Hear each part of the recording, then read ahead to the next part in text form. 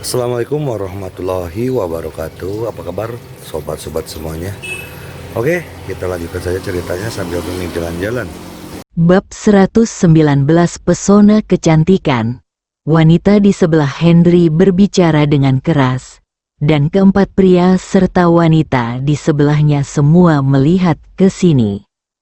Henry merasa tidak berdaya, tersenyum dan berkata, "Aku pergi, apakah kamu tidak cemburu? Jika kamu bisa menjemput wanita itu, aku bisa bermain denganmu dengan santai, dan bahkan memuaskan kegilaan yang paling disukai kalian para pria." Setelah wanita itu selesai berbicara, dia dengan sengaja menempelkan tubuhnya ke tubuh Henry. Ketika empat pria di sebelahnya mendengar ini, mata mereka berbinar pada awalnya, dan kemudian mereka menatap Henry dengan mata penuh amarah dan ketidakpuasan. Wanita di sebelahnya juga mengerutkan kening, jelas tidak puas dengan perkataan wanita ini. Tapi semua orang menunggu jawaban di dalam hati mereka, menunggu pilihan apa yang akan diambil Henry. Henry mengambil sebotol anggur dan meminumnya lagi. Anggur memperkuat keberanian beruang, mata wanita itu menunjukkan rasa jijik yang mendalam. "Oke, kamu terus minum, aku pergi." Setelah Henry selesai berbicara, dia berdiri dan hendak pergi. "Cih, pengecut," kata wanita itu dengan nada menghina. Keempat pria dan wanita itu jelas tercengang. Mereka tidak menyangka Henry akan membuat pilihan seperti itu. "Kamu sangat pintar. Saya akan membeli mie instan sekarang. Anda tahu apa yang saya lakukan?" Setelah Henry selesai berbicara, dia mengangkat dagu wanita itu dengan tangannya dan melihatnya dengan cermat untuk pertama kalinya.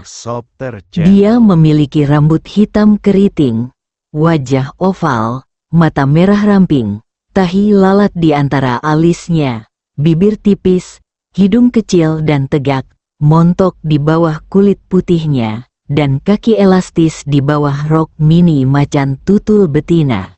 Sangat bagus. "Apa yang akan kamu lakukan?" Wanita itu memandang Henry dengan heran.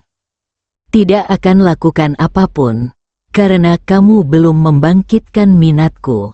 Setelah Henry selesai berbicara, dia berbalik dan berjalan keluar.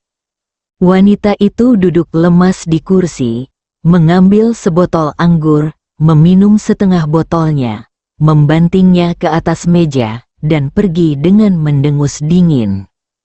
Kurang dari 1 menit setelah wanita itu pergi, Henry kembali ke tempat duduknya. Benar, dia tidak pergi, dia kembali lagi, dan dia bahkan mengambil anggur setengah mabuk yang baru saja diminum wanita itu dan meminumnya langsung sisa wewangian yang ditinggalkan wanita itu. Tindakan Henry tidak hanya mengejutkan keempat pria tersebut, tetapi juga menarik rasa penasaran para wanita yang semuanya fokus pada Henry. "Hei, kencinglah. Menahannya tidak baik untuk laki-laki." Henry sepertinya berbicara pada dirinya sendiri, tetapi mereka semua bisa mendengarnya dengan jelas. Keempat pria itu tertawa, sementara wanita itu sedikit mengernyit, jelas tidak senang. Kembalinya Henry membuat suasana seolah kembali seperti sebelumnya, dan semua orang tampak seolah-olah tidak terjadi apa-apa. Suasana hening kurang dari 3 menit, dan tiba-tiba seorang pemuda masuk bersama 4 orang dan berjalan langsung ke arah keempat orang tersebut. Henry tersenyum saat melihat pemuda itu. Ternyata itu adalah Ma Yingji, namun dia masih penuh rasa ingin tahu saat lukanya menghilang tanpa bekas. "Saudara Sen, wanita buta macam apa yang tidak memberikan wajahmu? Katakan padaku, saudaraku, aku akan mengirimnya ke kediamanmu." Pemuda itu memandang Sen Haoge dan berkata dengan sangat hormat, Henry mengangkat botol anggur dan dengan lembut mengangkatnya ke arah wanita itu, semuanya dalam diam. Ketika wanita itu mendengar kata-kata Ma Yingji, wajahnya jelas dipenuhi amarah. Itu wanita itu. Sen Haoge menunjuk wanita di sebelahnya dan berkata dengan keras kepada Ma Yingji. Itu adalah wanita yang kucari pada pandangan pertama. Ma Yingji melambaikan tangannya, dan 4 orang segera bergegas ke depan dan mengepung wanita itu. Ma Yingji menghampiri wanita itu. Ketika dia melihatnya, matanya tiba-tiba berbinar dan dia sangat takjub hingga hampir meneteskan air liur. Cantik, sangat indah. Namun, dia dengan cepat mendapatkan kembali fokusnya. Bukan gilirannya memperjuangkan wanita yang diminati Sen Haoge. Cantik, saudara Sen ingin kamu minum bersamanya. Menurutmu apa yang harus kita lakukan? Meskipun Ma Yingji mengatakannya dengan sopan, dia penuh dengan ancaman. Wanita itu mengabaikannya sama sekali, mengambil anggur merah di depannya dan menyesapnya. Ma Yingji terus menatap wanita itu. Ketika dia melihat tangan putihnya, kuku merah cerah, dan anggur merah di gelas, dia merasakan tenggorokannya tercekat dan dia merasa ingin meledak.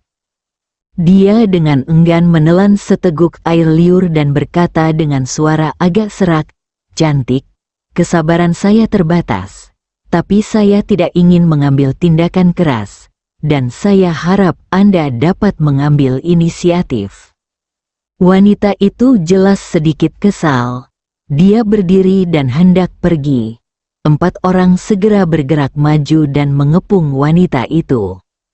Sen Haoge, yang dari tadi duduk di sana tanpa bergerak, menjadi sedikit marah saat melihat wanita itu masih tidak memberikan wajahnya. Dia mengambil anggur dan meminumnya. Gelas anggur itu membentur meja dengan keras, yang membuat Ma Yingji gemetar dan dia jelas sedikit gugup. Henry duduk di sana, masih minum sendiri, tetapi dia bisa melihat semuanya dengan jelas. Dia merasa aneh dengan reaksi Ma Yingji, terutama sosoknya yang gemetar, yang menunjukkan bahwa dia sangat takut akan hal ini. Memikirkan kekayaan yang dilihatnya ketika dia pergi ke Bank Tianyi hari itu, dan memikirkan karakter manipulatif Yana, siapakah orang yang dapat menakuti Hongbo? Karena penasaran, mata Henry tertuju pada wajah Sen Haoge. Dia berusia 20-an, tampan dan mengenakan setelan jas. Aku beri waktu 3 detik. Jika kamu tidak menghilang di depan mataku dalam 3 detik, kamu akan menyesalinya. Ini adalah hal pertama yang dikatakan si cantik malam ini. Suaranya merdu, seperti suara alam. Ditambah dengan penampilannya yang memukau, ia pasti memiliki aura peri. Pada saat ini, Henry tiba-tiba merasakan denyutan kegembiraan. Wanita ini benar-benar tidak kalah dengan tunangannya Mariam. Haha, haha, Hongbo sepertinya baru saja mendengar lelucon besar. Seseorang justru mengatakan hal seperti itu padanya. Di kota Bandung, selain keluarga Bayu, ada 4 keluarga besar, dan kemudian ada Bank Tianyi mereka. Alasan mengapa mereka selalu rendah hati dan bahkan hormat di depan Sen Haoge semuanya diatur oleh ayah mereka. Bagaimana mereka bisa takut pada 4 keluarga besar? Sekarang, wanita ini tidak hanya meremehkannya, tetapi juga mengancamnya, yang membuat Hongbo marah. Sangat marah. Hongbo, jika kamu tidak menyingkir, aku akan membuatmu menyesal. Wanita itu sepertinya telah mencapai batas kesabarannya dan memperingatkan Hongbo, dan dia juga memanggilnya dengan nama depannya. Hongbo tidak menyangka wanita itu mengenalinya. Jadi dia secara naluriah mundur selangkah dan memandang wanita itu dengan rasa ingin tahu. Tepat ketika dia ragu-ragu, dua pengawal tiba-tiba muncul di luar pengepungan. Sebelum pengawal Ma Yingji sempat bereaksi, keempat orang itu telah diangkat oleh dua pengawal wanita itu, dan kemudian jatuh dengan keras ke tanah. Melihat pemandangan ini, Hongbo tercengang. Bab 120 Gadis Cantik Ciuman yang Dipaksa. Hongbo, apakah kamu masih ingin menghentikanku sekarang?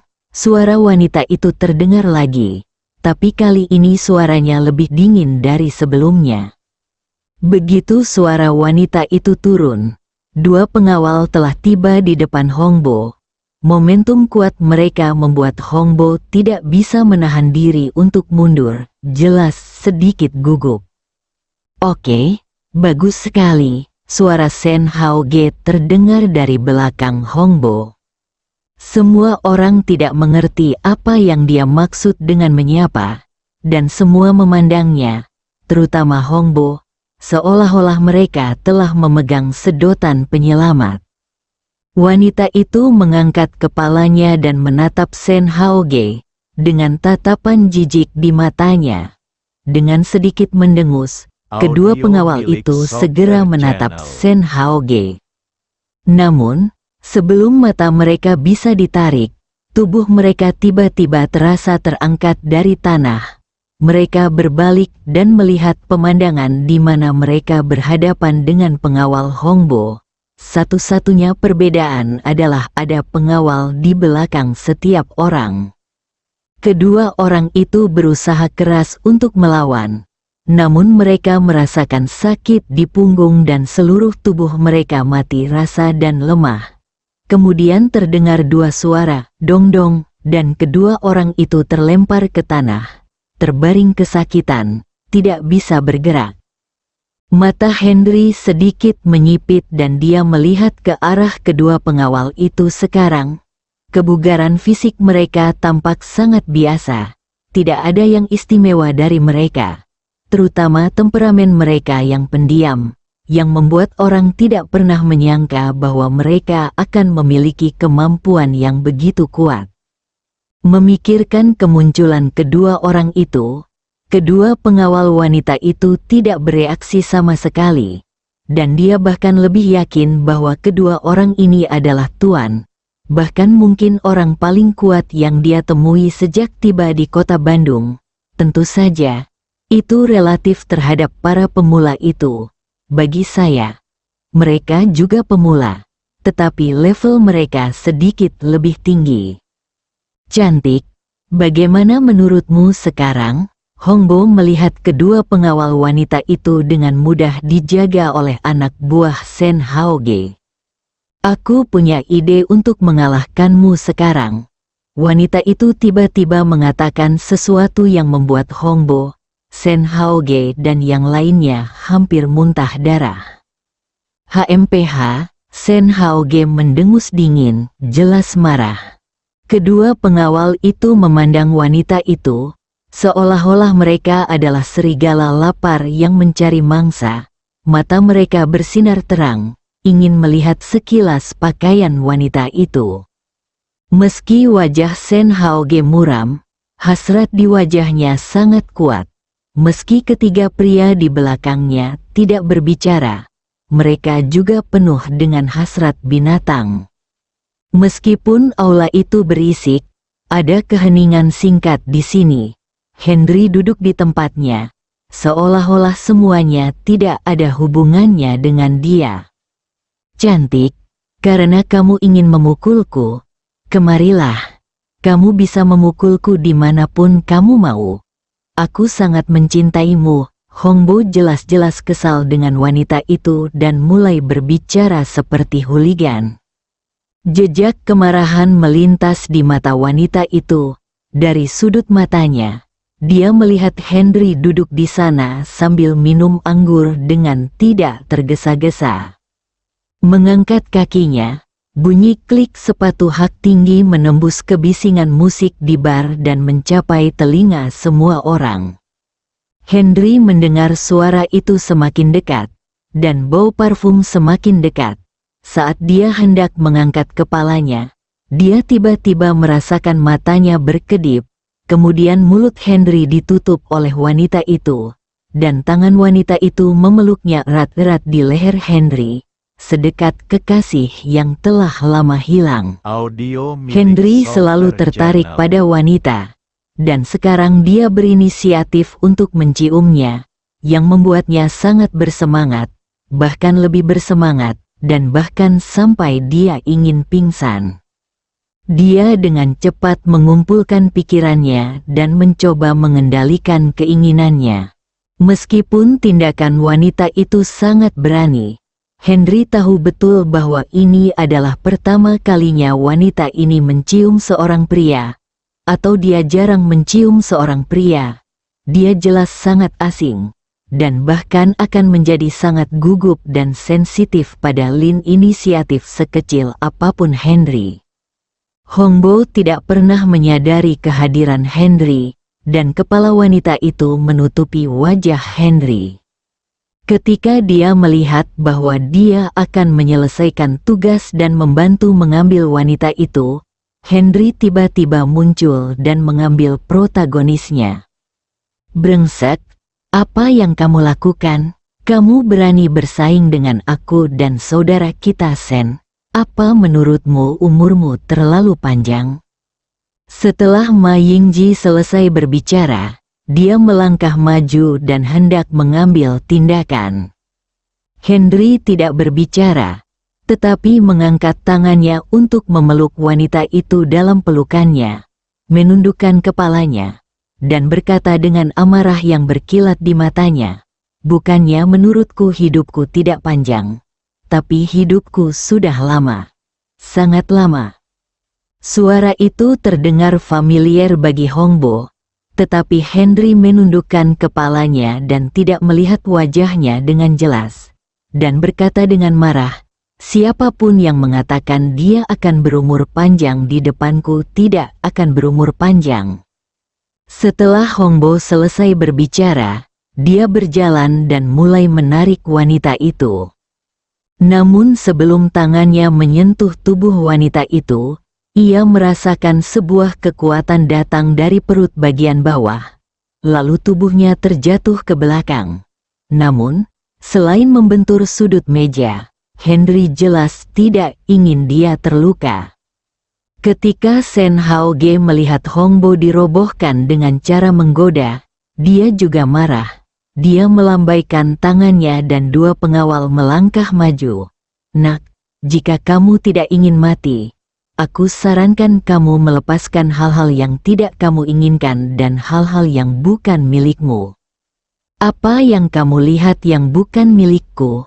Henry berkata kepada Sen Hao Ge, tapi matanya tertuju pada wajah wanita itu tanpa bisa dijelaskan, dan kemudian kepanikan muncul di matanya. Mencari kematian, kedua pengawal itu marah. Setelah mengatakan ini, mereka melangkah maju satu dari kiri dan yang lainnya dari kanan. Mereka meraih bahu kiri dan kanan Henry dan mencoba mengangkatnya dan melemparkannya ke tanah. Tubuh Henry bergerak sedikit, tangannya langsung terlepas, dan dia memegang tangan kedua orang itu. Dengan sedikit kekuatan, kedua orang itu terbang dari belakangnya dan jatuh dengan keras ke tanah dalam kelembaman. Wanita itu kembali memeluk leher Henry, dan tangan Henry yang ditarik langsung memeluk wanita itu, menghentikannya agar tidak berguling, tetapi meletakkan kedua tangannya pada posisi kunci satu demi satu. Wanita itu tidak bisa menahan diri untuk tidak berteriak keras, yang membuat kerumunan orang gila di bar langsung terdiam, dan semua mata tertuju pada Henry. "Hei, aku bilang kalian pengawal memiliki anggota tubuh yang kuat dan pikiran yang sederhana. Apakah kamu sangat menyukai kompetisi? Mengapa kamu harus mengadopsi metode bodoh seperti itu?" kata Henry sambil menghela nafas panjang. Kedua pengawal itu tergeletak di tanah, tidak bisa bergerak sama sekali. Ketika mereka mendengar ejekan Henry, mereka sangat tertekan hingga hampir muntah darah. Namun, tatapannya pada Henry penuh dengan ketakutan dan kegugupan, dan dia masih tidak percaya bahwa dia memiliki kekuatan yang begitu besar. Hongbo, Shen Haoge dan lainnya juga secara resmi melihat penampilan Henry saat ini, dan menyadari bahwa itu adalah Henry. Hongbo merasakan angin dingin di punggungnya. Dengan ketakutan yang tak dapat dijelaskan di matanya, berdiri di sana, kakinya mulai gemetar. Ketika Shen Haoge melihat dengan jelas bahwa itu adalah Henry, awalnya wajahnya menunjukkan kemarahan, kemudian mencibir, dan kemudian wajahnya menjadi penuh sinar matahari. Ternyata itu adalah Dokter Ilahi Hen. Saya tidak tahu Anda ada di sini. Jika kami tahu bahwa wanita ini adalah wanita Anda, kami tidak akan pernah menganiayanya. Setelah Shen Haoge mengatakan ini, dia merasa sakit di hatinya. Kami tidak akan berenang. Kami akan langsung menuju ke sana. Berambung.